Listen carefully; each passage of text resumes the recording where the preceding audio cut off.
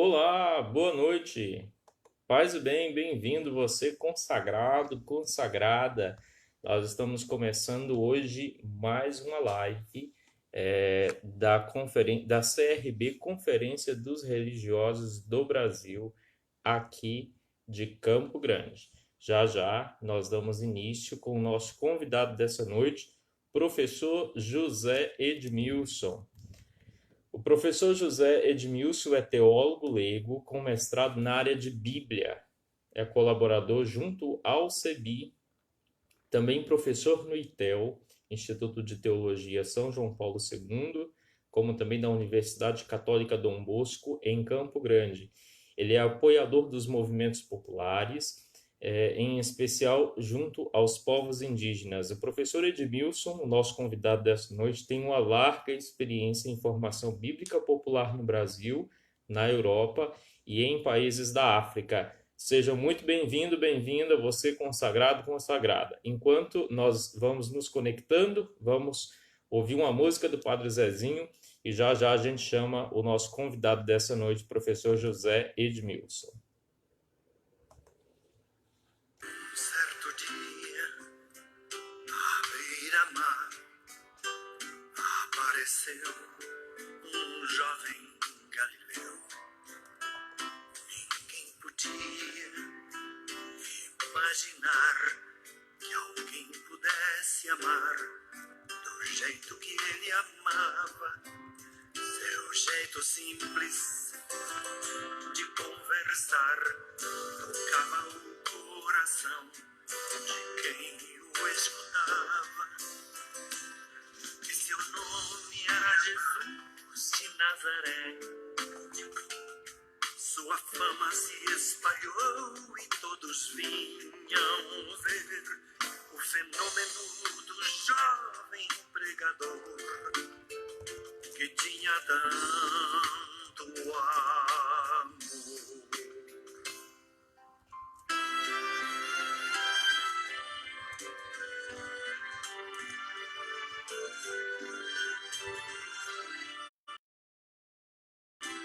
Naquelas praias, naquele mar, naquele rio e em casa de Zaqueu, naquela estrada, naquele sol, e o povo a escutar histórias tão bonitas. Seu jeito amigo de se expressar enche o coração de paz tão infinita. E seu nome era Jesus de Nazaré. Sua fama se espalhou e todos vinham ver o fenômeno do jovem pregador que tinha tanto amor.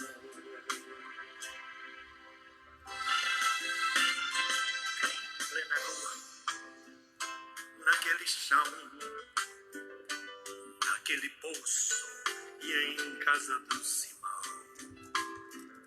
naquela relva, no entardecer, o mundo viu nascer a paz de uma esperança. Seu jeito puro de perdoar fazia o coração voltar a ser criança. E seu nome era Jesus de Nazaré. Sua fama se espalhou e todos vinham ver o fenômeno do jovem pregador que tinha tanto amor.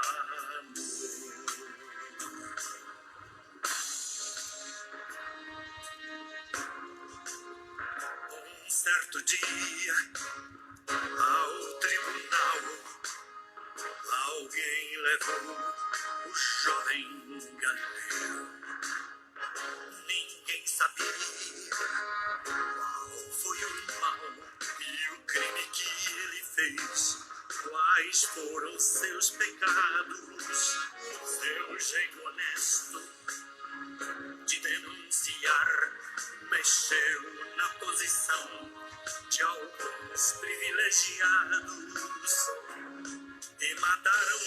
Jesus de Nazaré. E no meio de ladrões puseram sua cruz. Mas o mundo ainda tem medo de Jesus, que tinha tanto amor. Muito bem, sejam muito bem-vindos todos vocês que já estão por aí. Já já nós vamos chamar o nosso convidado dessa noite. Quero convidar você a compartilhar a live aí no seu perfil do Facebook. Nosso convidado dessa noite, o professor José Edmilson, já está aí conosco, nos olhando aí. E já já nós vamos chamar ele para o bate-papo desta noite, que é um tema muito bom, muito importante. Nós estamos vivendo esse período tão complicado, né, na nossa vida, na vida da humanidade, e nós queremos que a palavra de Deus nos ilumine nessa noite, né? E não só nessa noite, mas em toda a nossa vida, com esse tema que nós nos propomos hoje com o professor Edmilson: resistência apocalíptica em tempos de pandemia. Quero recordar mais uma vez que o professor Edmilson é um teólogo leigo, ele tem mestrado na área de Bíblia, ele é colaborador junto ao CEBI, Centro Ecumênico de Estudos Bíblicos, é professor no ITEL, Instituto de Teologia São João Paulo II, também é professor da Universidade Católica Dom Bosco, em Campo Grande, Mato Grosso do Sul, é apoiador dos movimentos populares, em especial junto aos povos indígenas. Ele tem larga experiência em formação bíblica popular no Brasil, na Europa e nos países da África. Ele é o nosso convidado dessa noite. Mais uns minutinhos, nós chegamos às 19 horas agora. Daqui mais uns 2 minutinhos, vamos ouvir mais um pouquinho de Padre Zezinho. A gente chama o professor e começa o nosso assunto dessa noite. Você consagrado, consagrada, leigo, querido cristão, você que é de outras denominações religiosas que nos acompanham, sejam muito bem-vindos na nossa live dessa noite. Que nenhuma família termine por falta de amor.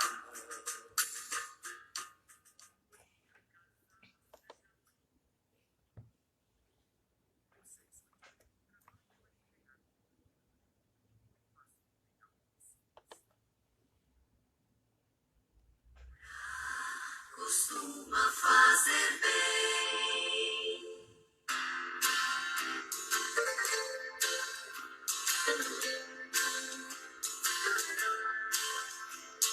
Orar costuma fazer bem.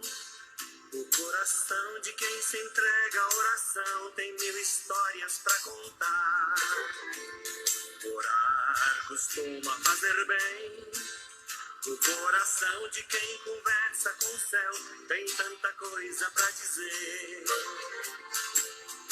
Quando alguém se ajoelha, invocando a grande luz,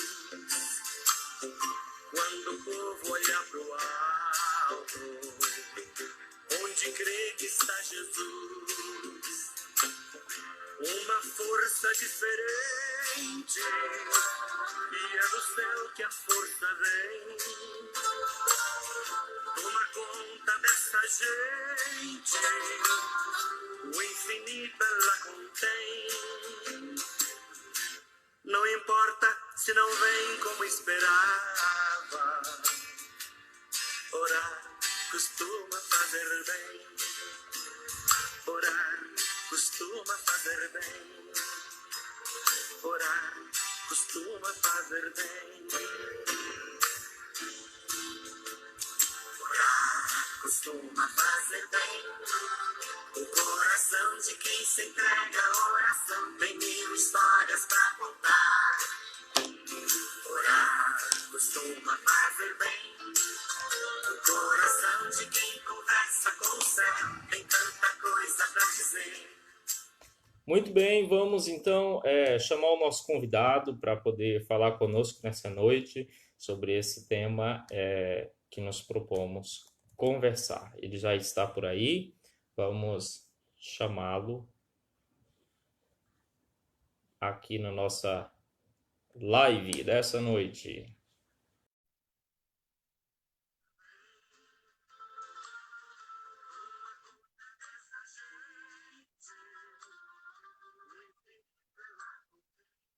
Vamos aguardar ele aceitar aí o convite. Já está. Boa noite, professor. Boa noite, Frei Mateus. Como é que vai? Tudo bem? Tudo bem, e o senhor, como está? Tudo bom. Alegria muito grande poder participar desse bate-papo com você, ainda mais no momento em que a gente precisa a cada dia renovar as esperanças. É verdade, muito bem. Bem-vindo à CRB, mais uma vez. Para quem não sabe, o professor Edmilson já nos acompanhou na CRB durante alguns encontros com junioristas, né? Ele pode falar melhor depois, e outros momentos também. Então, o senhor é sempre muito bem-vindo à CRB e aos nossos momentos. Bem-vindo, se apresente, fale um pouquinho. Já falei um pouquinho aqui de ti, mas fique com você agora, se apresente. Sem muita preocupação, né? O que a gente gosta de fazer no dia a dia, na vida, é estar com o povo de Deus, aprender. Eu gosto muito de um livro que hoje está em disputa.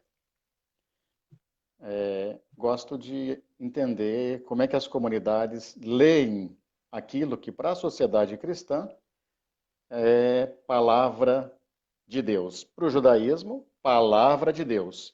Para o mundo muçulmano, também, de alguma forma, palavra de Deus, né? Então, um livro que pertence a diversas religiões, não estou falando aqui de igrejas, mas que às vezes faz as pessoas brigarem e justificarem guerras por causa dele, né? Quer dizer, existe alguma maneira da gente perguntar por essa palavra de Deus sem nos matarmos, sem nos odiarmos, né? Isso eu gosto de ajudar nas comunidades. Sou daqui de Campo Grande, Mato Grosso do Sul, e trabalho aprendendo formação bíblica nas comunidades.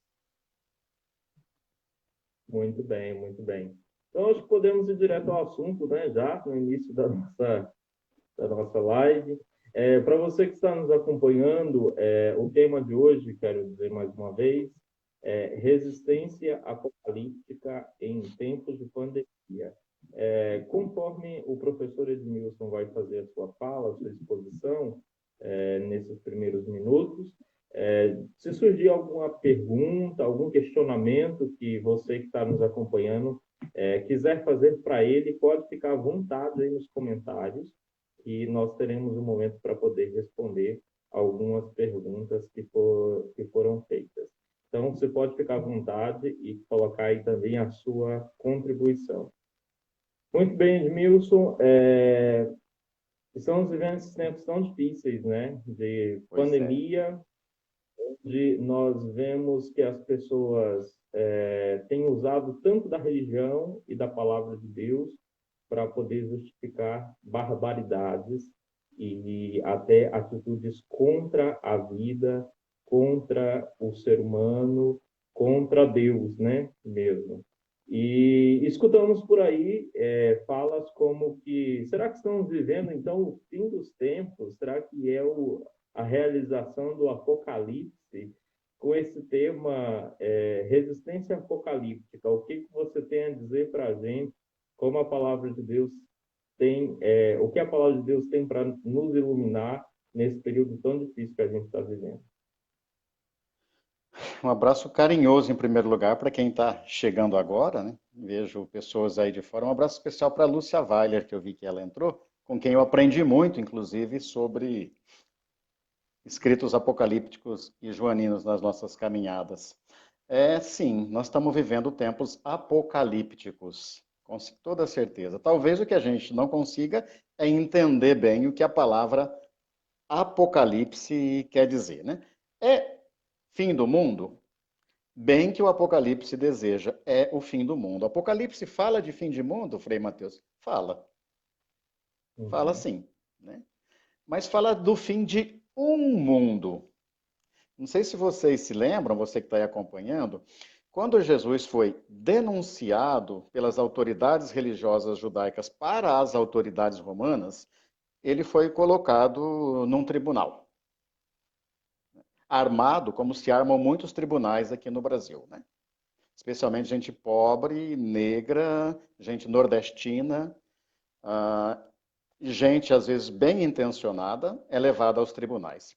E o representante do Império Romano, à época, o procurador Pilatos, Jesus, se defronta com ele diante de uma pergunta. Aí, estão dizendo por aí que você é rei. A primeira coisa que Pilatos diz, que Jesus diz para dizer, peraí, ô Pilatos, me responde, você está falando isso aí por você mesmo ou você recebeu o WhatsApp? Né? Você está falando por você ou te mandaram aí? Porque cuidado com fake news, viu, Pilatos? Aí o Pilatos, a fala é sua. Olha só como é que Jesus devolve. Né? E como Pilatos insiste, Jesus responde: sim, Pilatos, né? Eu sou rei. Mas é bom que você saiba que o meu reino não é deste mundo. A gente precisava estar lá para ver o dedinho de Jesus, né, Frei Mateus? Será que Jesus disse assim para Pilatos: Pilatos, meu reino, eu sou rei, mas meu reino não é deste mundo? O que seria dizer, não, é lá do outro. Ou Jesus apontou o dedo para Pilatos e disse: Pilatos, eu sou rei, mas o meu reino não é conforme este seu mundo. Não é deste seu mundo, de ódio, de vingança, de intolerância religiosa, de morte, né? Então, Jesus se assume como rei e, apocalíptico como ele é, porque Jesus também é de uma época, né? Por isso que a gente chamou de apocalíptica e não do livro do Apocalipse, ele está dizendo, sim, eu sonho com o fim de um mundo. É esse mundo de ódio. Então, que bom que a gente pudesse sonhar com o fim do mundo.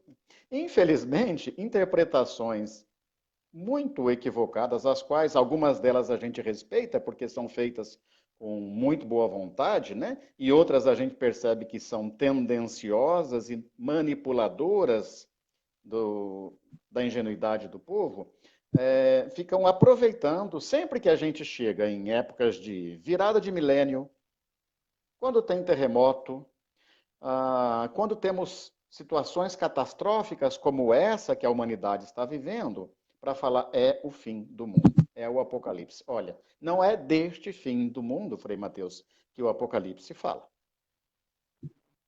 O Apocalipse sonha com o fim de um mundo, mas do mundo representado pelo Império Romano na época das comunidades cristãs que ali sofriam perseguidas e muito perseguidas. Talvez seja importante, e aí você fica à vontade, tá? E as pessoas também para interromper, que senão a gente dispara a falar demais aqui, né? Talvez seja importante a gente recuperar alguns elementos daquilo que a gente chama de concepção ou mentalidade apocalíptica. Trata-se de um jeito de pensar, um jeito de sentir a vida que era muito comum na época de Jesus. Já de uns 100, 150 anos antes de Jesus, até uns 100, cento e poucos anos depois de Jesus, quer dizer, esse período de 200, 250 anos, 50 anos, ele é marcado por aquilo que a gente chama de concepção apocalíptica, de mentalidade apocalíptica. É um jeito de um povo ser. E Jesus, como verbo encarnado, filho de Deus, entra neste povo e assume a história desse povo, também como pessoa apocalíptica. Se você abre, por exemplo, trechos do Evangelho, olha, e haverá terremotos e tudo mais. Se eu não disser que estou lendo Mateus 24, por exemplo, muita gente vai pensar que está falando do Apocalipse. Paulo é uma pessoa apocalíptica nas suas cartas. Né? Ele esperava, por exemplo, uma das características da apocalíptica, que haveria uma intervenção muito rápida de um ser esperado, por eles ali chamado de Messias, né, o Filho do Homem, e ele ia voltar logo. Paulo, quando escreve para a 1 Tessalonicenses, por exemplo, acreditava, junto com a sua equipe, numa vinda eminente do Filho do Homem, né? Muito rápida. E não veio. O pessoal de Tessalônica cruzou os braços, por exemplo, e ficou lá, esperando, né? A 2 Tessalonicenses diz assim, ó, se quer esperar, pode esperar. Esperando que o mundo acabasse. Exatamente. Né? A 2 Tessalonicenses, né, escrita depois pela comunidade, quer esperar o mundo acabar de braço cruzado? Pode esperar, mas quem não trabalha também não deve comer.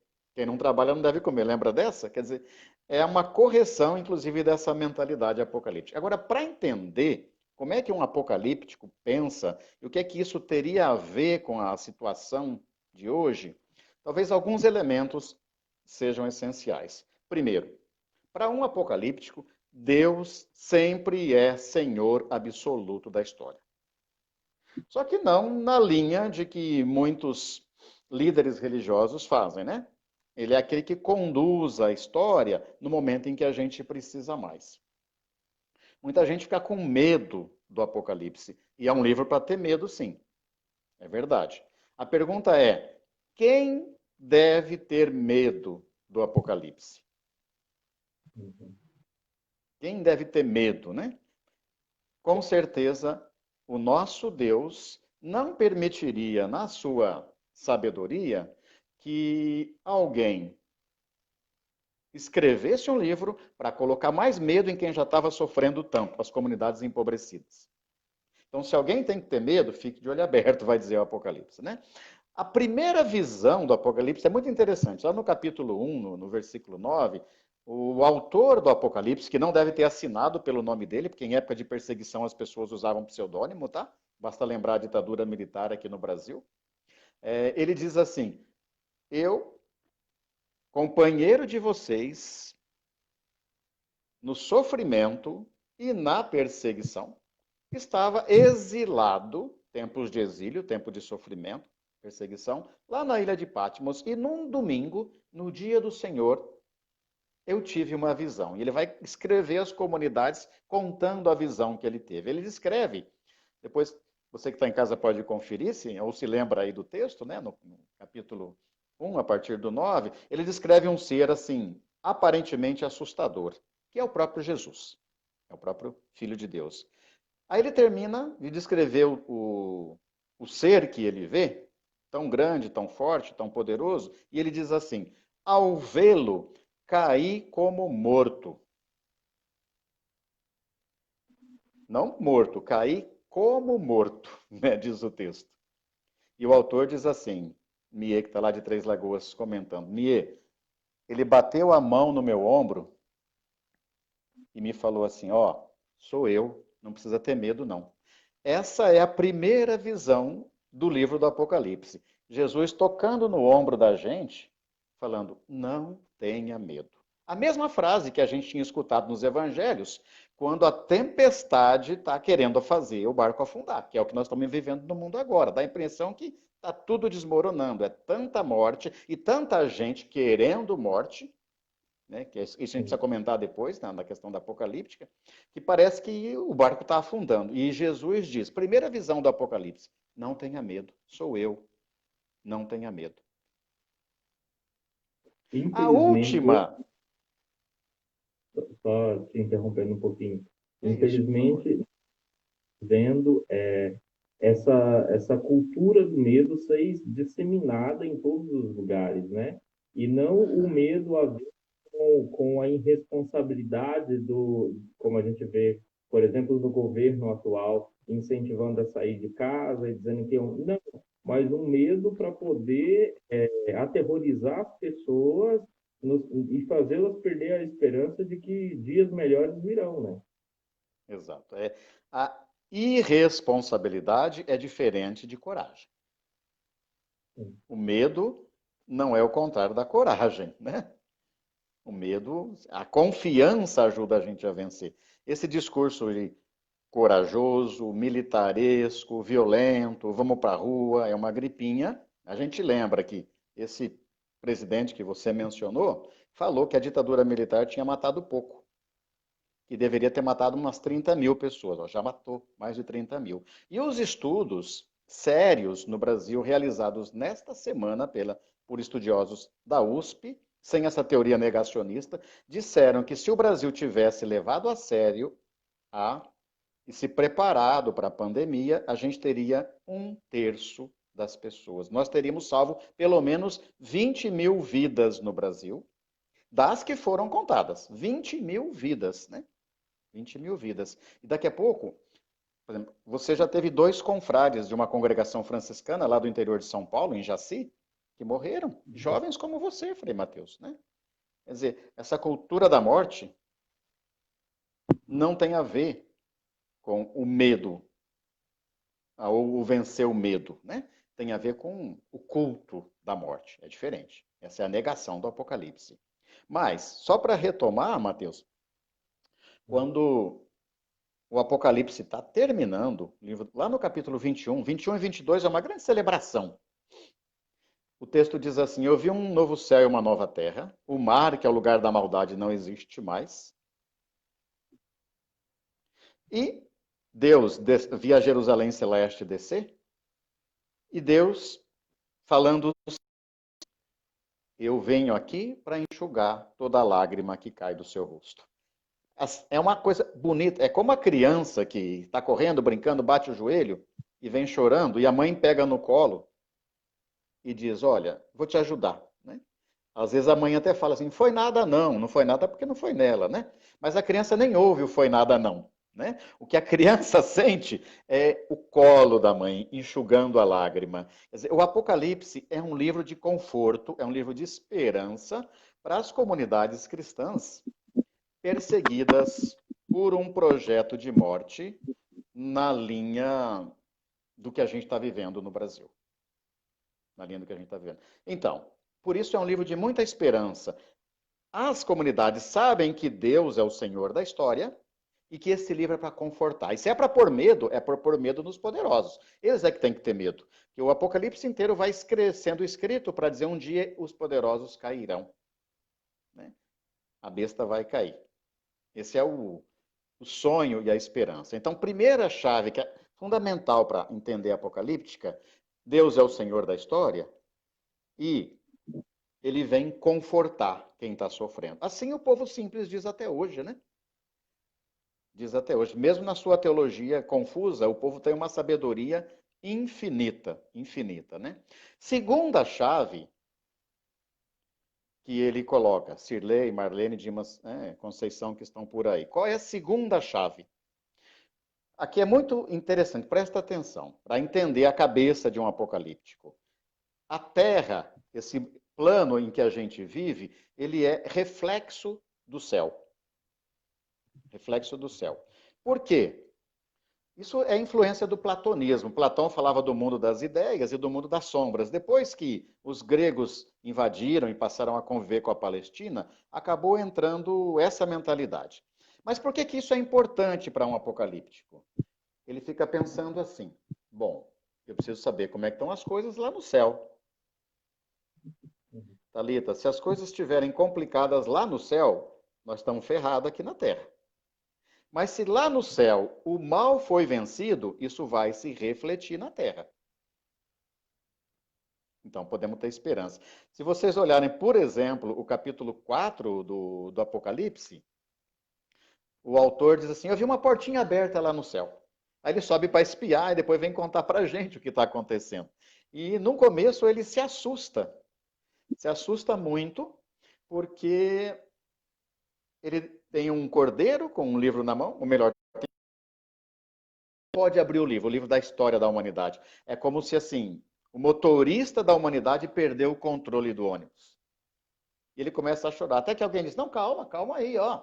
Tem aqui um leão da tribo de Judá, ele pode ler esse livro para a gente. Aí eles que olham e viram e vê um cordeiro. Olha só que legal. Não é um leão, ele vê um cordeiro, que é o Jesus, né? Cordeiro imolado que está de pé. E esse cordeiro, Deus tem as rédeas da história. E se lá no céu o mal foi vencido, nós podemos vencer aqui na Terra também, né? Enquanto o Carlos Nascimento come tapioca, né, a gente espera essa vitória aí. Ana Lúcia, né? Ana Lúcia que está ali curtindo Bodoquena. Oi? Já tem vários abraços aqui para você. No final a gente vê todo mundo. O Brasil inteiro está aqui, só elogios ao professor Edilson. Vou exagerar um pouquinho, né? A Cátia lá da Argentina, um abraço, Cátia. Vocês se lembram de um texto muito conhecido? Um grande sinal aconteceu no céu. Uma mulher que está grávida, que vai dar à luz, quase engolida por um dragão. O dragão não deu conta. Não deu conta. Se no céu o mal foi vencido, significa que ele vai ser vencido aqui na terra também. Então, a apocalíptica, se você não tiver essa chave de leitura, Frei Mateus e vocês que estão acompanhando, você não entende a cabeça de um apocalíptico. A terra é reflexo do céu. E lá no céu, os persas diziam que havia forças do bem e forças do mal, no maniqueísmo persa, né? O apocalíptico, ele assimila um pouco disso, só que ele vai desmontar o esquema. Ele vai dizer, sim, existe uma dualidade, um dualismo, só que somente o bem é divino. O mal não é divino. Se não é divino, a gente vence com a força de Deus. Então não vem aí um presidente dizer que ele é Messias, que a gente sabe que ele não é. Quem está por trás dele não está com poderes divinos, não. Né? É isso que a apocalíptica quer dizer para nos dar força, né, Jordelice?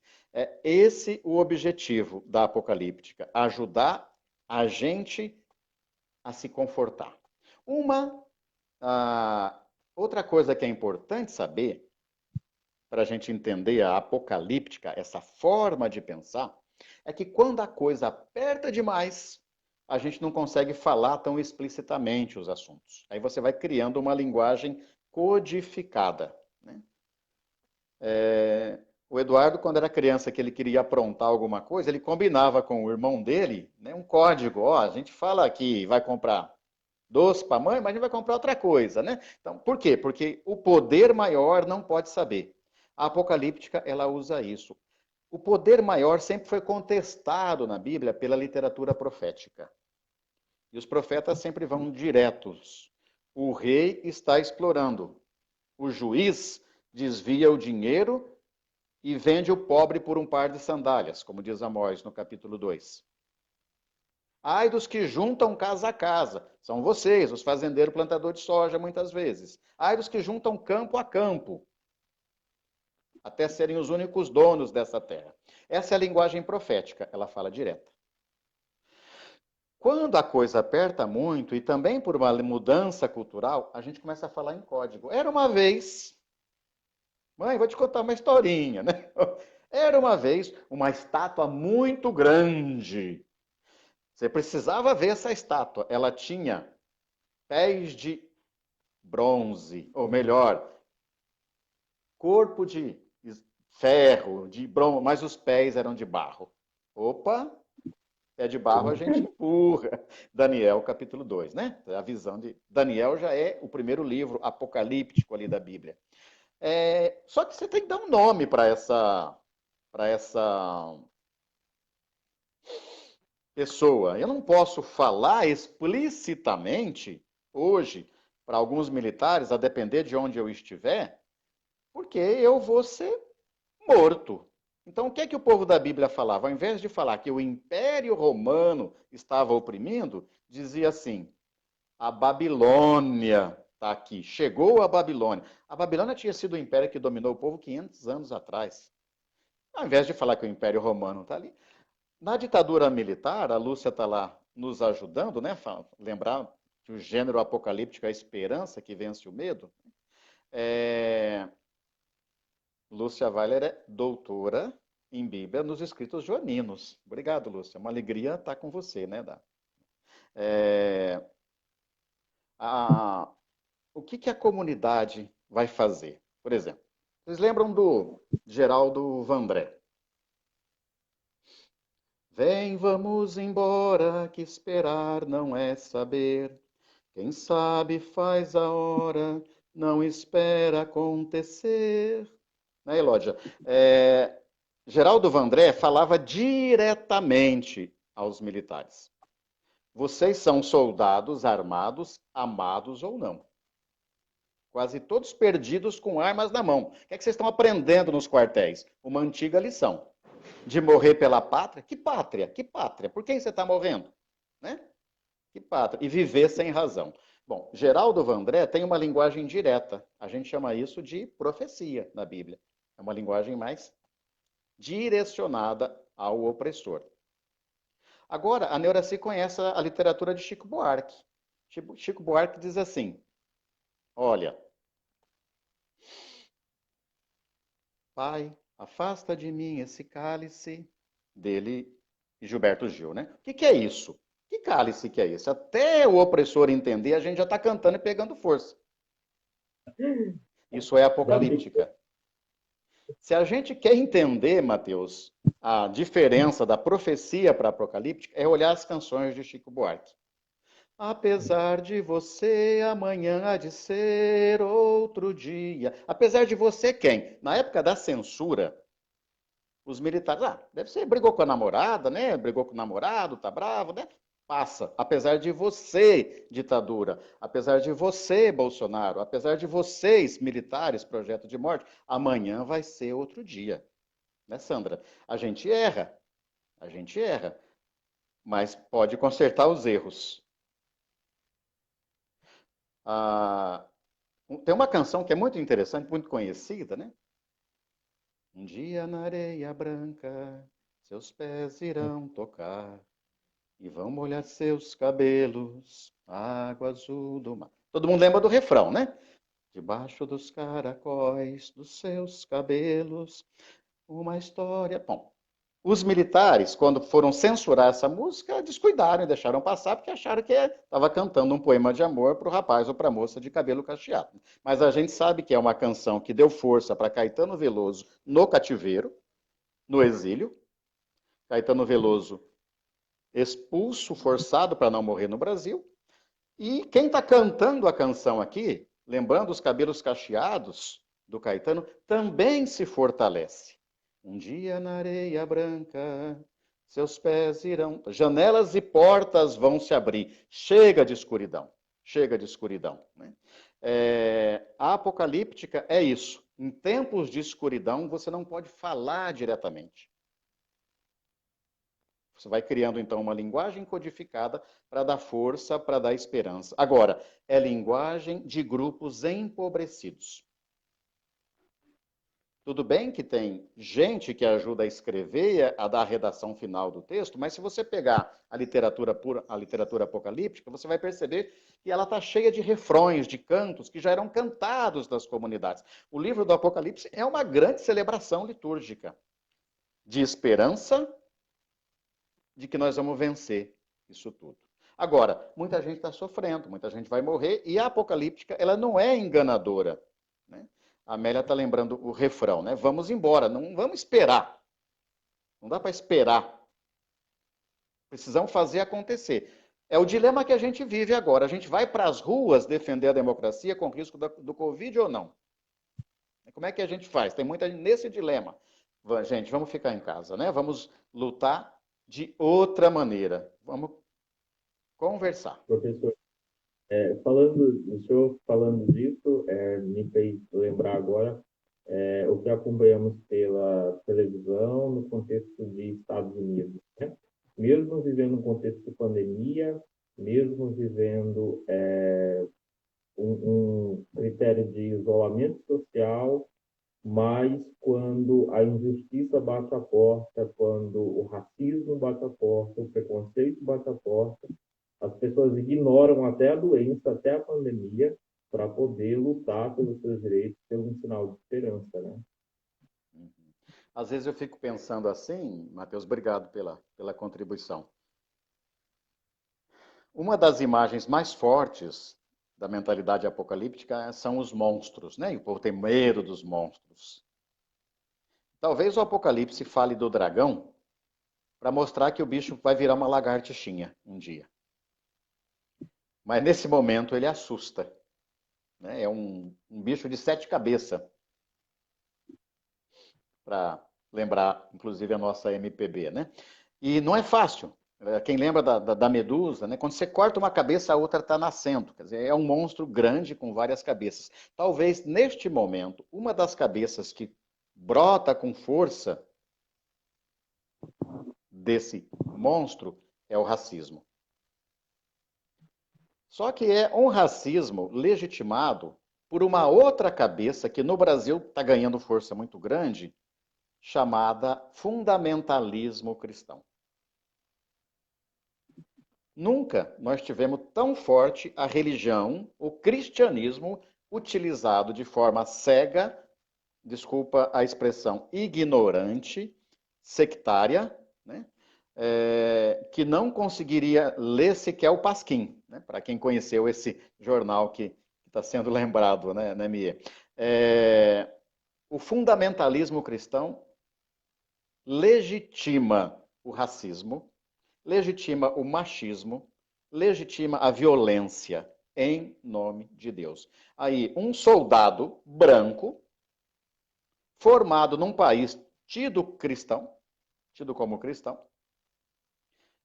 tranquilamente pisa de joelhos sobre um negro até matá-lo. E isso traz a resistência, como você disse, no momento em que a própria pandemia é enfrentada. Agora, essa forma de pensar parece que tem um dragão muito maior por trás dele, que nesse momento a gente poderia chamar tranquilamente de neoliberalismo. Foi avançando para um culto ao Deus mercado, um culto ao Deus lucro, que esse dragão tem nome.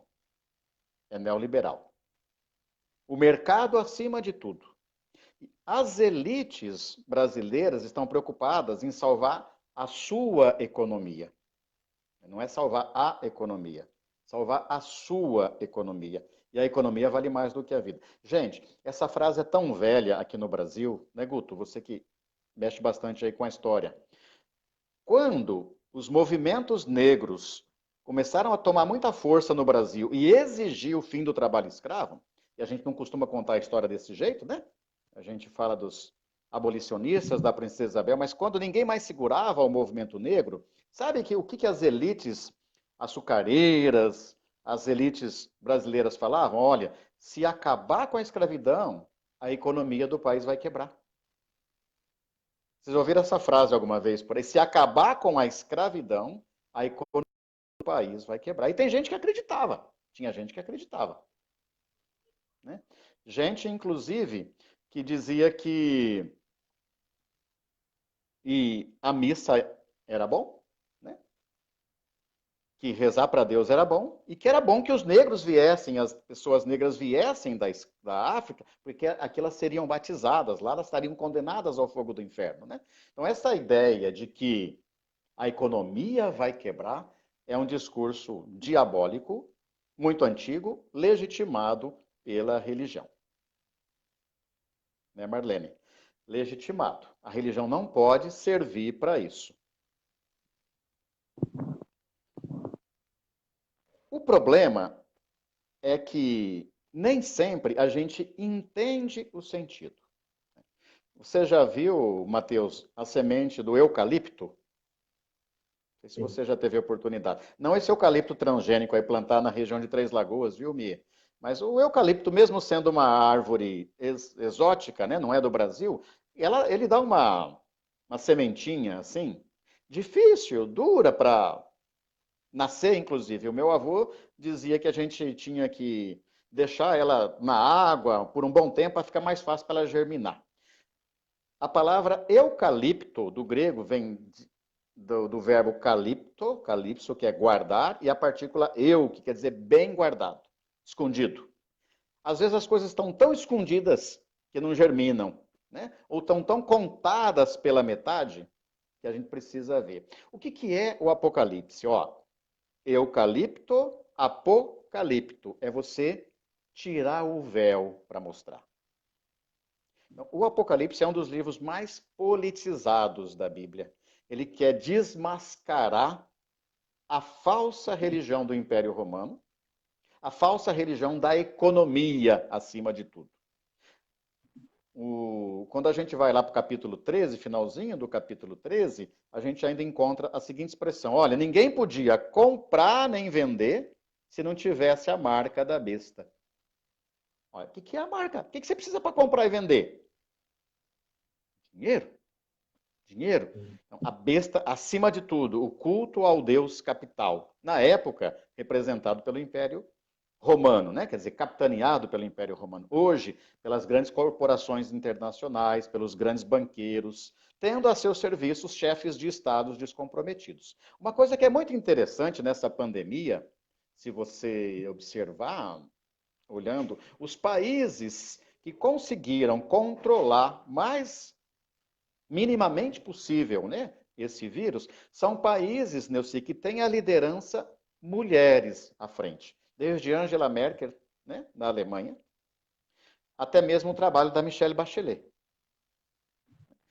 que não está à frente de um país, mas já esteve à frente do Chile. Quer dizer, países que têm mulheres à frente e conseguiram muita coisa. Agora, não mulheres comprometidas com projetos machistas, mulheres mais sérias. Isso é muito interessante, né? Comprometidas com a causa do povo.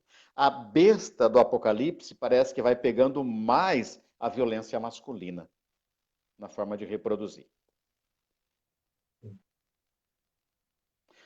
No capítulo 13, a gente tem lá, no livro do Apocalipse, o dragão, que está no abstrato, né? Que está lá no céu, que não consegue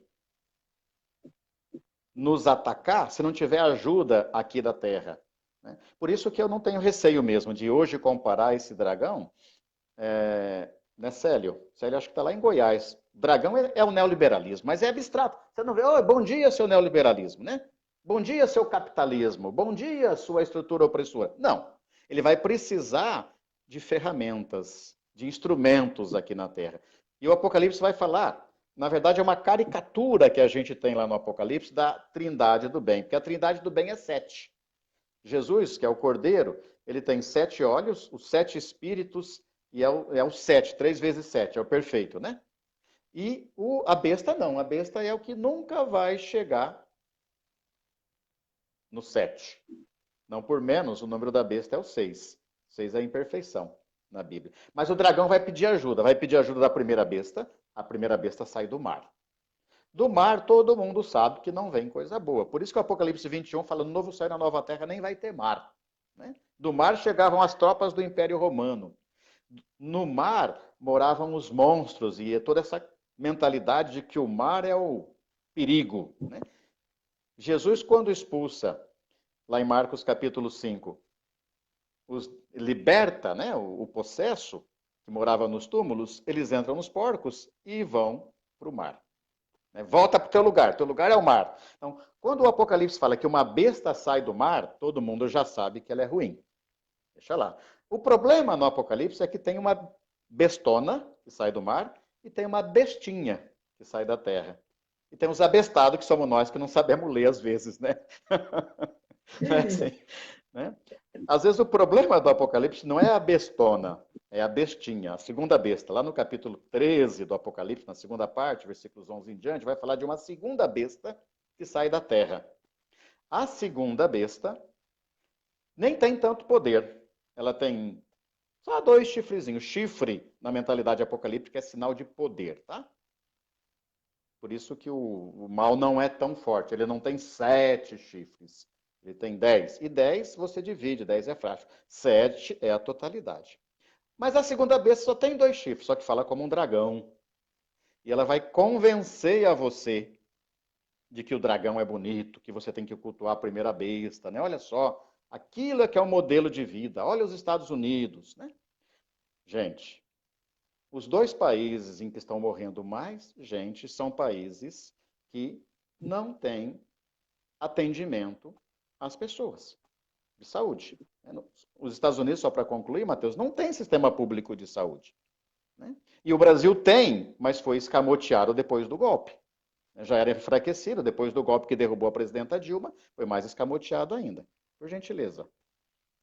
Eu acho que o senhor já viu aí, mas achei pertinente a contribuição da Ana Lúcia, e acho que já dá continuidade nisso que você está falando.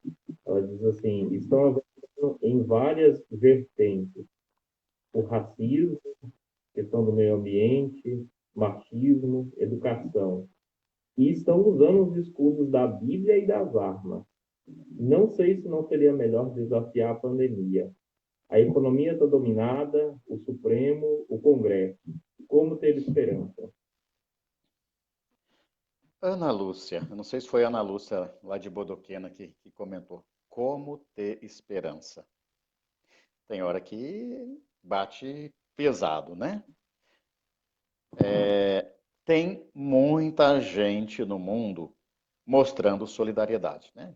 Talvez uma das coisas mais ricas que também vem à tona, mas que a mídia mostra menos do que podia mostrar, é a solidariedade. Não a solidariedade das empresas. Tem um jornal de TV aí que, ao final do jornal, a empresa tal doou. Não doou, não. Ela já pegou esse dinheiro do BNDES. O dinheiro já é nosso. Ela está fazendo propaganda. A gente sabe, por exemplo, que aqui em Mato Grosso do Sul, em Bela Vista, as pessoas foram mais contagiadas a partir dos frigoríficos da JBS. Porque tem que manter a produção, não, porque não quer perder o lucro, não quer diminuir o lucro. O caso mais emblemático que eu acho, Ana Lúcia, de esperança para mim, nesse momento do Brasil, se chama Movimento Sem Terra. O que o Movimento Sem Terra conseguiu coletar de alimentos para levar para as periferias das cidades, para regiões de quilombolas e regiões indígenas, é assim, assustadoramente algo que nos alegra. Né? E olha que a mídia só fala mal de MST, né? Caminhões de alimentos recolhidos de pequenos e pequenas produtoras na agricultura ecológica, sem veneno, ajudando a salvar vidas. Então, a solidariedade é algo que, assim, brotou muito, que a gente vai ter que alimentar, respirar, né? Quanta coisa bonita acontecendo. Ao mesmo tempo, o capital não quer abrir mão do seu lucro. Não quer abrir mão do seu lucro, não. E o que a Ana Lúcia falou, eu acho que para mim é a mistura das cabeças mesmo, né? O patriarcado, ele é violento contra as mulheres e é violento contra o meio ambiente, Lúcia. Né? É a besta, é o lucro. É o lucro. Eu colocaria mais algumas cabeças assim que a gente precisa identificar, desmascarar, tirar o véu. Né? Esse é o papel do Apocalipse. Lá eles identificaram. Eles diziam assim, ó, aqui é preciso inteligência, Apocalipse 13, versículo 18. Se você quer entender, trata-se de um número humano, número de gente, e não de um número divino. Opa, se é humano, a gente vence. Vai demorar? Vai. Por isso, às vezes, eles até dividiam a história em selos, assim, para a gente, em etapas, né? Abriu o primeiro selo, o segundo selo. Opa, vamos lá, a gente vai aguentar, né? Mas algumas cabeças a gente precisa entender melhor. A gente já tinha falado da cabeça do machismo, da cabeça do racismo. Você lembrava a resistência agora nos Estados Unidos contra a supremacia branca, masculina, policialesca e violenta, né? Que massacra o povo negro. A gente já tinha falado também que uma das cabeças que surge mais aqui fortemente nesse momento é o fundamentalismo religioso, que vai juntando esse tudo. Né? Mas tem a cabeça da mentira também. E não é só a mentirinha, né, que a gente não. É uma mentira divulgada sistematicamente pela Secretaria de Comunicação da Presidência da República. No Brasil nós chegamos nesse ponto, né? Uma equipe montada para disseminar mentiras. E mentira desde aquelas que a Terra é redonda, até que o Papa é comunista, né? Até coisas do dia a dia inventadas, né, para desviar o foco da atenção. Agora, tem uma cabeça do Apocalipse que está muito forte no Brasil, que é uma espécie de culto da farda. E eu não estou falando do seu hábito franciscano, não. Não é dessa farda, né? Eu estou falando que a gente sabe o que isso evoca da memória do jovem pobre de Assis e da jovem pobre de Assis, Clara e Francisco, né? Mas no Brasil nós estamos vivendo um momento. A Eliane Brum, uma boa colunista, boa analista, ela diz assim que o Brasil está vivendo, botando à tona o fetiche da farda, né? O culto, o endeusamento da farda. As pessoas acham bonito ver gente fardada. Gente, o que isso significa? Né? Tem uma ideologia, e não estou falando nada se seu marido ou se você que está assistindo aí é militar, não é contra isso não, mas é contra uma estrutura de culto, de aplauso, né? Não é à toa que até hoje eles gastam milhões colocando os tanques no 7 de setembro, desfilando, gente marchando para a gente bater palma, né? Quer dizer, agora vem esse caldo de violência militar, o culto da farda, que é muito forte. Essa é uma cabeça do Apocalipse que está assim aqui no Brasil, né? E aí eles ameaçam o Supremo, ameaçam todo mundo, falam um monte de besteira e falam contra a corrupção. Gente, cuidado. Discurso contra a corrupção, a gente tem que abrir o olho. Se a pessoa só fala contra a corrupção e nunca fala contra a desigualdade, conversa mole para boi dormir. Né? Gente, não existe estrutura mais corrupta no Brasil que o empresariado. O empresariado corrompe o Estado. Ele suga o Estado. O capitalismo brasileiro ele é corrupto na sua... O capitalismo é um sistema, né? Você precisa corromper o salário do trabalhador para enriquecer. Isso é corrupção. As Forças Armadas no Brasil são extremamente corruptas. Extremamente corrompem a mente do jovem quando entra lá com 17 anos. Fazem lavagem cerebral. Corrompe o coração, porque fica semeando ódio.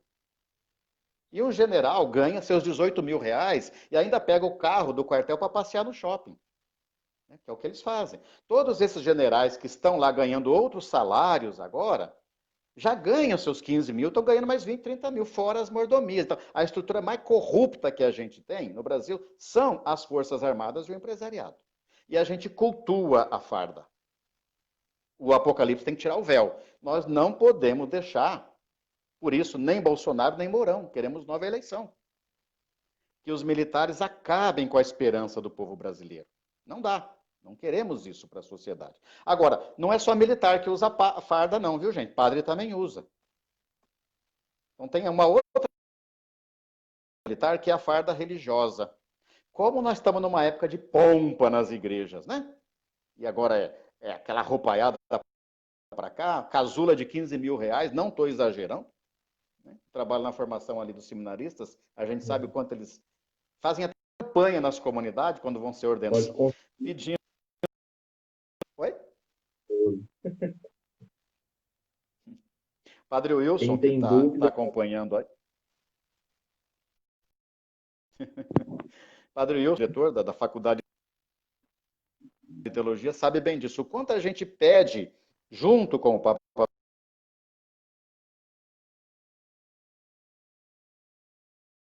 no momento. A farda militar, você tem o culto à farda religiosa.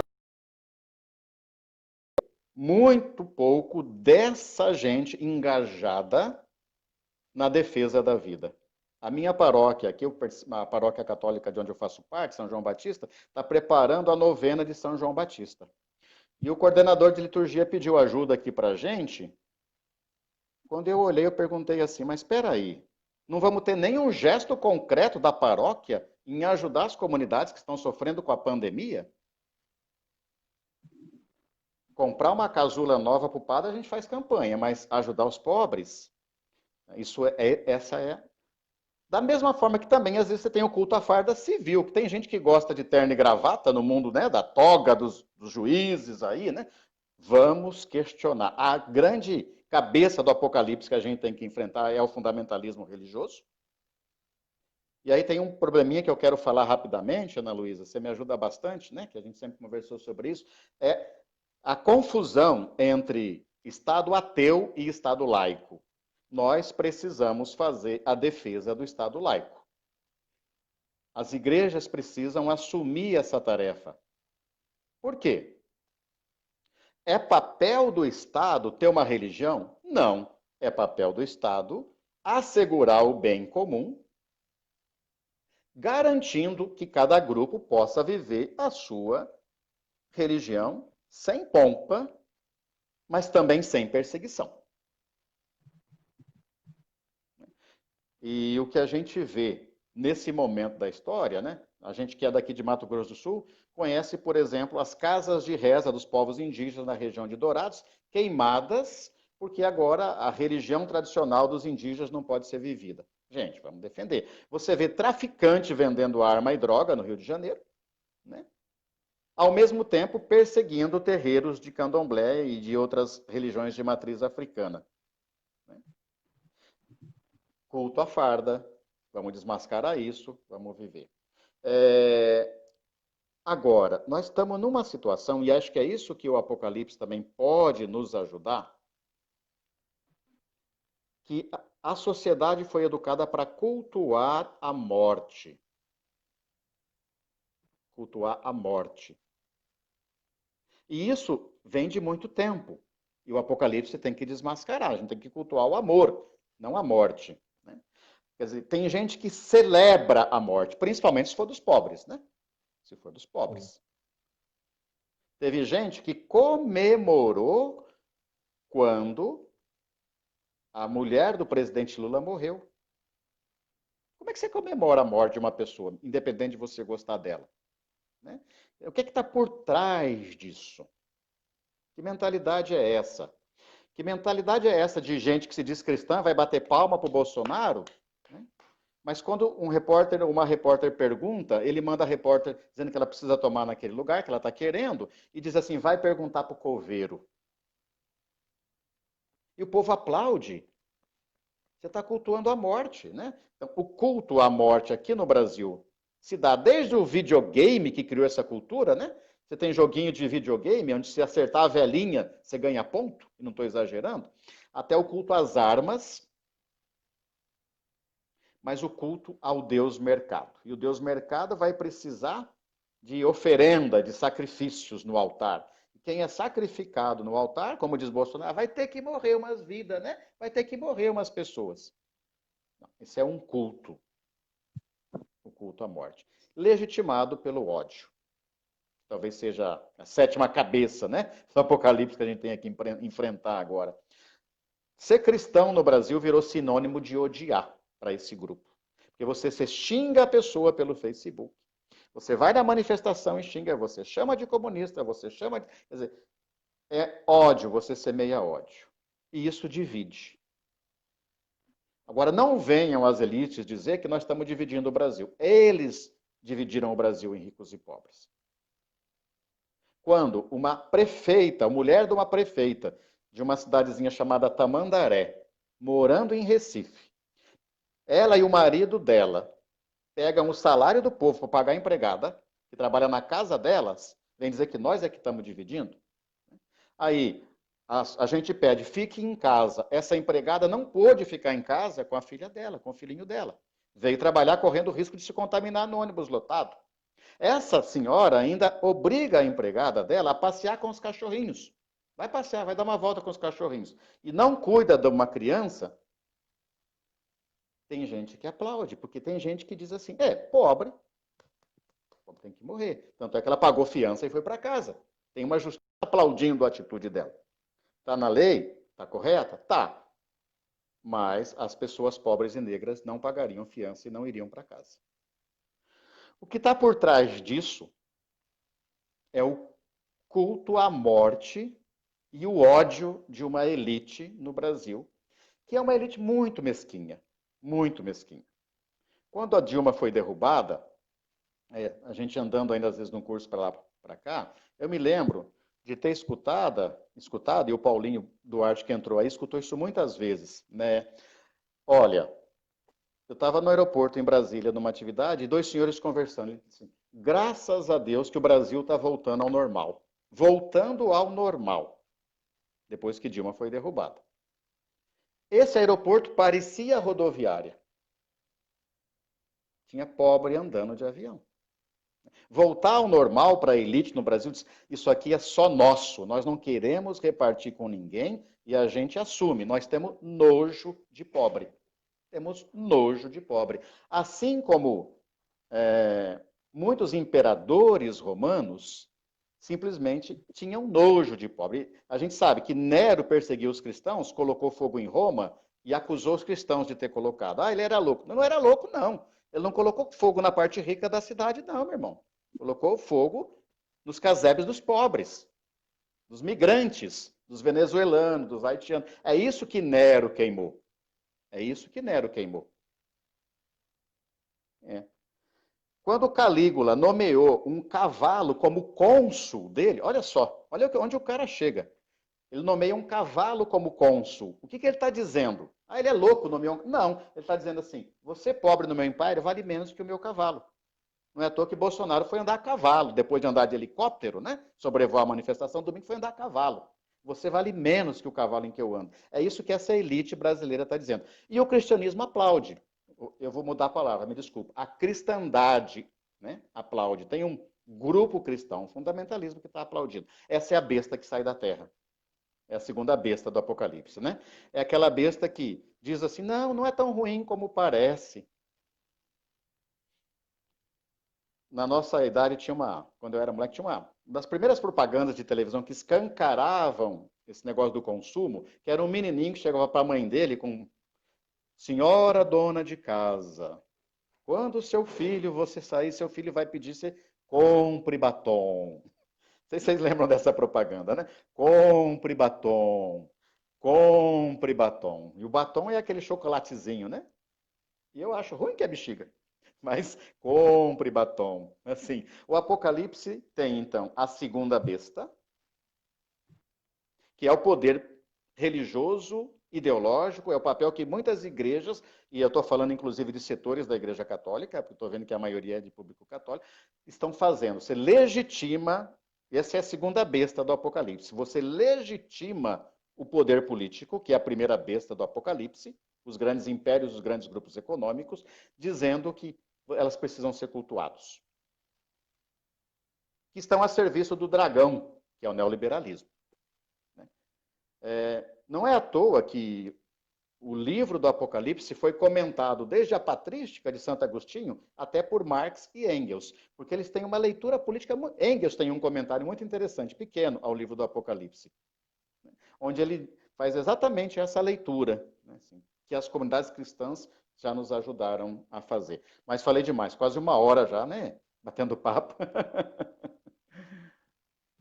Muito bem. Muito Talvez, bom. talvez uma última coisa que acho que é importante, assim, o Apocalipse é literatura de denúncia de um imperialismo, mas também é literatura de esperança. E a pergunta, que eu acho muito difícil, viu, Ana Lúcia? Onde é que está a esperança? Que sinais a apocalíptica nos dá em tempos de pandemia? Acho que a primeira coisa é fique em casa. Precisamos sim levar a sério. Fique em casa, sim. Também na apocalíptica, as pessoas se escondiam nas comunidades. Também o Chico Buarque, para não ser pego na ditadura, ele assinava como Julinho da Adelaide. Né? Vamos lá, vamos segurar.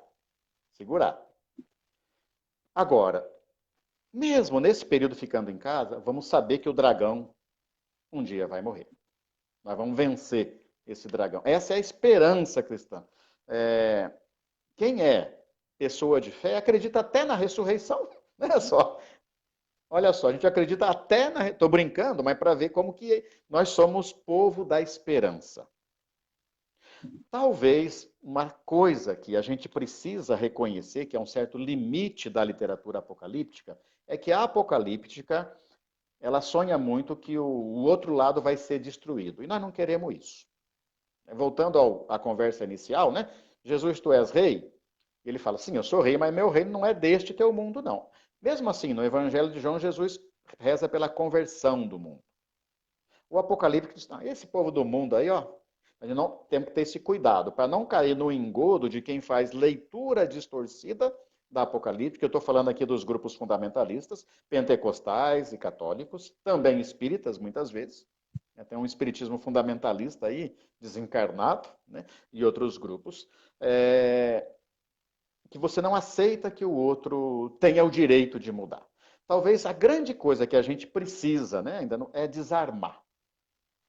Desarmar nossos corações. A gente apanhou tanto, né, vem apanhando tanto desse pessoal que vomita ódio, que às vezes a gente sofre. Tudo que a gente fala, você já virou comunista. Não pode abrir a boca que você já virou marxista, comunista, né? Pô, gente, vamos ler o Evangelho de Jesus, pelo amor de Deus, né? Vamos ler o Evangelho. Mas a gente, mesmo assim, tem que fazer um esforço muito grande de desarmar os corações. Desarmar o coração não é também uma atitude individualista e bobinha, não, né? É uma busca coletiva de desarmar a sociedade. E aí nós temos que enfrentar, sim, esses projetos malucos que têm por trás de si grandes empresas produtoras de armas dos Estados Unidos e do Brasil. A gente sabe o quanto que a Taurus financiou a campanha da bancada da bala.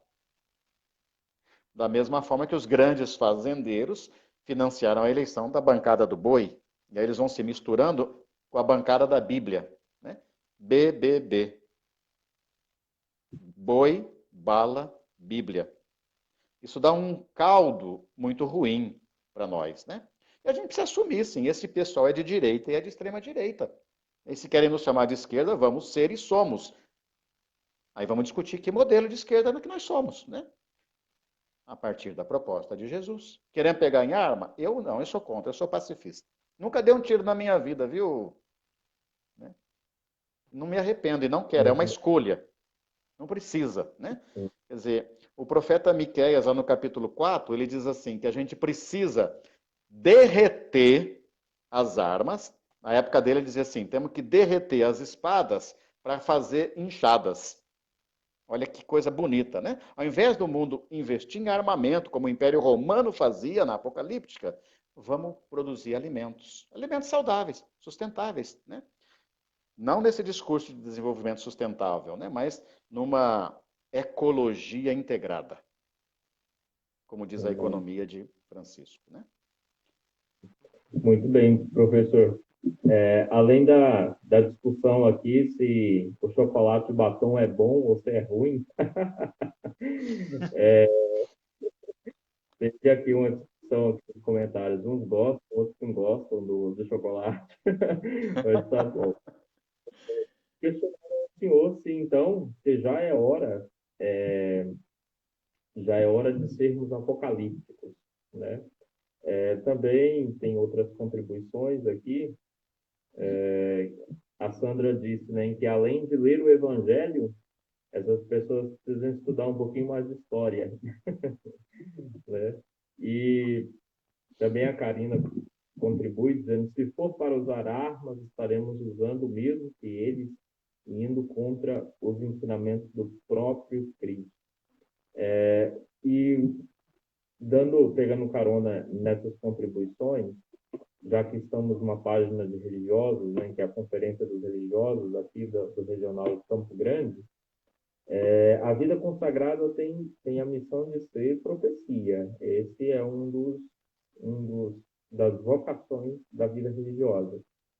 Como exercer esse sinal de profecia nesses tempos apocalípticos?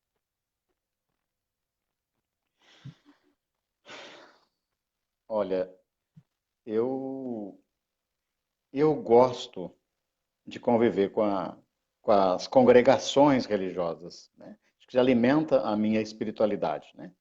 Você falava, trabalhando com formação na vida, eu gosto. Né? E acho que vocês são mais testemunho quanto mais vocês estão junto dos pobres. Nós tivemos uma fase na história da vida religiosa do Brasil das chamadas casas de inserção. Né? Comunidades mais inseridas. Aqui em Campo Grande, os capuchinhos, lá na Vila Nogueira, né?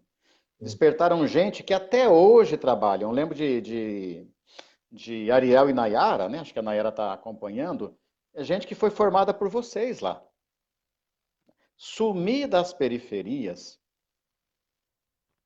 é negar a profecia. Eu não consigo conceber uma formação para dentro da sacristia. Quanto mais a gente, e eu sei que a CRB, a Conferência dos Religiosos do Brasil, faz isso, quanto mais a gente se compromete com o povo indígena de Mato Grosso do Sul, mais a gente assume a profecia, mesmo quando ela precisa ser transmitida, transformada, transmutada, seja como a gente queira dizer, de apocalíptica. De apocalíptica, né? Neuracia, a gente vai transformar canhão em enxada. Né? A gente não desanima. Eu acho que quanto mais a gente assumir a causa do povo indígena aqui em Mato Grosso do Sul, mais profeta e profetiza a vida religiosa vai ser. Acho que isso é fundamental. E isso não é porque o índio é santo, né? Acho que essa é uma conversa. A igreja, na pós-Vaticano II, agora eu falo da Igreja Católica, mas não foi só ela, né? O Conselho Mundial de Igrejas, antes do Vaticano II, já assumiu a luta do apartheid, contra o apartheid na África do Sul. Antes da gente fazer conferência de Medellín e Puebla, já tivemos a Conferência do Nordeste, 1958 e 1962, de evangélicos que assumiram a causa dos pobres. O primeiro a falar de luta pelos pobres aqui foi Richard Shaw, que é presbiteriano, antes ainda, né, de nós. Mas quando a Igreja Católica assume a causa do pobre, um abraço lá para Maria Gazzoni, que está dizendo, quando ela assume essa causa, Maria, não é porque o pobre é santo. Não é isso. A opção pelas pessoas empobrecidas é porque elas estão precisando mais. É como a mãe que tem 3 filhos. Um filho cai doente, a mãe vai voltar o seu olhar para esse filho ou para essa filha. Não é, Belkis, porque essa filha é melhor. Não é. Mas é porque ela está precisando mais. Então nós não somos ingênuos de achar que pobre é santo, que indígena é santo, que não passa a perna, que não rouba, que não explora e que não comete até estupro. Faz isso tudo. Mas por que ser profeta e profetiza na vida religiosa, Frei Mateus? Porque foi isso que Jesus fez. Esteve com os grupos mais empobrecidos. Agora, isso faz a gente sofrer. Você vai ser chamado de comunista, de petista, de esquerdista, né? Assuma. Que bom, né? Que bom, vamos ser. Pronto. A Lúcia Weiler falava que ela gosta muito de ligar o Apocalipse 22, ela escreveu agora há pouco, né? A grande celebração final com a nova criação. É este o nosso sonho.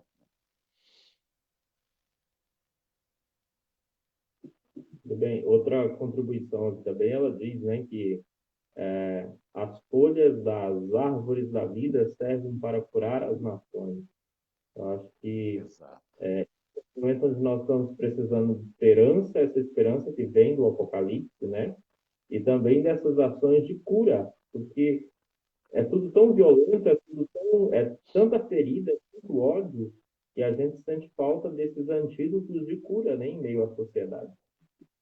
Mas não remédio vendido por grupos econômicos interesseiros, financiando um presidente militarista desequilibrado. Né? Se um dia a cloroquina servir, depois de pesquisa. Né? As folhas da vida aqui lembradas têm a ver com a cura, o carinho, a acolhida, mesmo quando a gente não pode agora dar um abraço, né? Com a medicina das nossas avós, que nesse momento, né, ainda seria insuficiente, né, mas com tudo que a gente chama de integridade da vida, da criação. Não é à toa que assim que Bolsonaro assumiu, se expulsaram os médicos cubanos do Brasil, por causa de uma medicina integrada da cura, né? As folhas que curam, né, Lúcia? Obrigado, né? A nossa medicina é o cara de jaleco branco que quer atender o rico para ficar rico, né? Essa é a... E a gente critica às vezes a Bolsa Família, o pobre que ganha, mas a gente se esquece que o filhinho de papai ganha também uma bolsa para fazer faculdade, né? Uma faculdade de medicina na USP não custa menos que 12 mil reais, mas a gente tem uma mentalidade, é a bolsa, né? Tem bolsa banqueiro, tem um monte de bolsa para rico aí, ninguém, né? Quando a Velúzia diz que ela está morando, inserida nas comunidades populares do Nordeste, eu sei que o que você vive aí no Nordeste, Velúzia, é a experiência de quando a gente partilha o pouco, a solidariedade vem mais. Talvez essa seja a coisa mais bonita da apocalíptica, é o pouco partilhado. Tem um texto do Apocalipse que diz assim, olha, a gente está olhando aqui as pessoas que tiveram suas vestes lavadas no sangue. É um trocadilho muito interessante, né? No sangue, na dor, no sofrimento, a gente meio que vai se lavando. Agora, é muito sangue, é muita dor, é muito sofrimento. Só tem uma forma da gente aguentar: solidariedade. Solidariedade. Professor, para nós irmos finalizando, a apocalíptica ela tem uma questão escatológica, né? Nós estamos aqui vivendo toda essa realidade na Terra, com as realidades muito presentes e sentimos na pele, na carne tudo isso, mas como esse olhar escatológico também pode nos fortalecer. Para quem não conhece muito o termo, vem do escaton, do grego, quer dizer o fim, o último, né? O último. Então, escatologia é o que é que vem depois, o que é que vem a vida para além da morte. A nossa fé é uma fé muito integrada. Pena que a gente voltou a antes de Jesus, na cultura grega, e dividiu de novo, né? Jesus, quando cura uma pessoa, ele nunca cura o corpo da pessoa, ele cura a pessoa. E quando ele perdoa os pecados de uma pessoa, ele perdoa a pessoa e não a alma da pessoa. Tem um costume para quem é de igreja aí, que é assim, gente, estou lá no encontro, Mateus. Já rezamos bastante, agora vamos comer. Alimentamos a alma, agora vamos alimentar o corpo. Jesus ia falar assim, nossa, que engraçado esse povo, né? Faz uma divisão esquisita. Na minha cultura, a gente não fazia isso, não. Porque quando a pessoa come, ela está alimentando a alma e o corpo. Ela é unitária. Quando ela reza, ela está alimentando a alma e o corpo. Assim é a cultura de Jesus. E assim Jesus pensava. Quando a gente começa a pensar em fim do mundo, né, escatologia para quando eu morrer, a gente está negando a cultura de Jesus. O bom, o novo, começa aqui. Tem uma oração que o cristianismo preservou da igreja primitiva, segundo Mateus e Lucas, saída da boca de Jesus, que a gente reza assim, Pai, santificado seja o teu nome, espera que eu vou lá para o teu reino, seja feito... Não, não é isso, né? Venha a nós o teu reino. Então, a grande espera que a gente tenha, o grande escatom, a escatologia, que é o nosso encontro definitivo com Deus, só faz sentido se ele começa aqui. A apocalíptica espera, então, a transformação das estruturas injustas deste mundo, para a gente sonhar novo céu e nova terra aqui. A Jerusalém celeste, lá no Apocalipse, desce, ela vem aqui, para a gente começar um novo aqui. Esperar só lá, né, não faz sentido. O Wilson está mandando um abraço para a pessoa. Então, acreditamos, sim, queremos uma vida pós-morte, mas não queremos antecipar, especialmente quando se antecipa a vida de pessoas pobres, mulheres e negras. Feminicídio cresceu nos 2 últimos anos demais, né? Um governo que incentiva violência, escancara a porteira, morte de lideranças indígenas, morte de lideranças quilombolas, morte de lideranças negras. Não queremos antecipar a ira dessas pessoas. Você está com pressa, vai, né? Tudo bem, a gente vai respeitar, não somos bons, mas deixa a gente viver. O reino começa aqui. E a gente acredita lá. Pedro Casaldáliga, grande bispo, né, na luta e na espiritualidade do Brasil, tem uma poesia que ele diz assim, queremos terra na terra, já temos terra no céu. Vamos partilhar aqui, vamos viver a partilha. Para que acumular? Esperança, solidariedade, apocalíptica resistência de gente pobre. Muito bem. Muito bem, professor. Nós, enquanto coordenação da CRD Regional Campo Grande, na pessoa da nossa nova coordenadora, a irmã Cleo Odete, irmã de Jesus Adolescente, também da irmã Lourdes Mantovani, agradecemos por sua disponibilidade. É sempre muito bom escutar palavras de esperança assim, e uma interpretação bíblica que nos leva à verdade, né? Nosso muito obrigado, o senhor é sempre muito bem-vindo à CRD. Se o senhor quiser fazer suas considerações finais, a gente vai encerrando por aqui. Eu agradeço de coração. É uma oportunidade boa também. No fundo, é alguma coisa nova, né, para a gente. Tem que se ver e se falar assim, a gente está aprendendo. Mas também uma oportunidade da gente ver gente do Brasil inteiro e de fora do Brasil, né? Que estão aí acompanhando. Eu pude ver. Eu penso assim, às vezes quem está mais falando à frente das comunidades corre o risco de criar uma personagem. que aí às vezes já não é só o Edmilson que está falando, mas é o personagem, professor de Bíblia que está falando. Qual que é o problema disso? Nem sempre você consegue falar com a alma, e às vezes você, eu tenho que dar esperança para o povo, eu tenho que, né? O que eu mais peço é que isso não tenha acontecido e que não aconteça. Quer dizer, a gente é frágil e há momentos em que a gente também não consegue ter muita esperança. Há momentos em que a gente fraqueja. É nessa hora que a resistência apocalíptica nos ajuda. O texto fala de uma mulher, que é a comunidade cristã perseguida, que estava grávida e deu à luz, e o dragão queria engolir. Deu conta? Não, não conseguiu. E o texto do Apocalipse 12 e 13 fala que ela recebeu asas de águia para voar para o deserto. E lá ela foi sustentada, o texto brinca assim, por 1.260 dias. Daí a pouco fala 42 meses é o que a besta do Bolsonaro tem para reinar. 42 meses. Só que você vai fazer a conta da 3,5. É uma linguagem interessante. 3,5 é metade de 7. Ou seja, é um tempo que vai passar. Um tempo, 2 tempos, mais meio tempo, passam. Né? E aí, Cida, se a gente não conseguir, nossos filhos, nossos netos vão conseguir.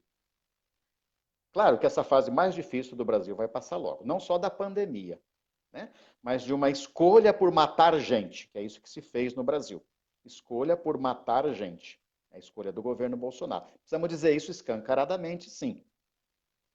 Mas isso vai passar. Mais do que isso, nossos filhos vão ver um Brasil melhor, nossas filhas vão ver um Brasil melhor. Com certeza. É para isso que a gente está aqui. Terra no céu a gente já tem, queremos terra na terra. Um abraço, tá? Muito obrigado. Muito obrigado.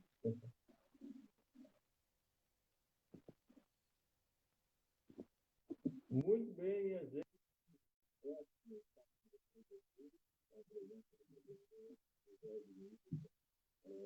Nós teremos da CRB Regional Campo Grande, uma live formativa tentando trazer a palavra de Deus para o nosso contexto, para aquilo que nós estamos vivendo.